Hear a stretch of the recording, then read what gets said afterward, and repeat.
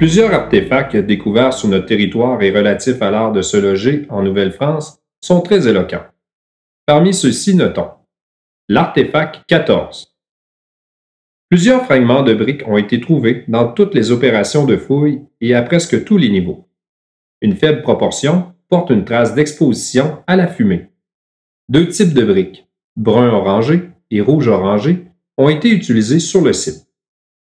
Il pourrait s'agir de briques d'importation française dans le premier cas et de factures locales dans le deuxième cas.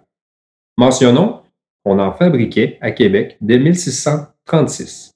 Toutefois, la faible qualité des briques de Nouvelle-France, en particulier leur porosité, empêchait qu'elles soient employées comme revêtement extérieur ou exposées aux intempéries.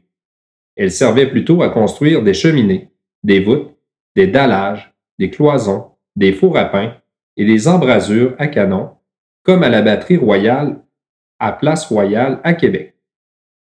L'utilisation de deux types de briques pourrait également indiquer deux phases de construction successives pour la maison Bélanger.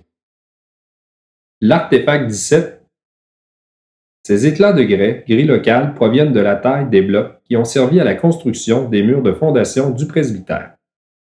Les moyens de transport et les routes étant encore peu développées à la fin du 17e, début 18e siècle, et les terres agricoles du secteur de la Pointe à la Caille étant argileuses. Nous croyons que les blocs de pierre, ayant servi pour la construction des solages à l'époque, ont pu être récoltés dans la colline rocheuse, se trouvant plus au sud.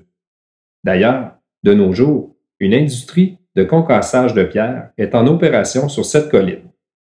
Soulignons que le solage en maçonnerie est vite devenu la norme pour les habitations de la vallée du Saint-Laurent. En rehaussant le rez-de-chaussée, cela contribuait à s'isoler de l'humidité du sol.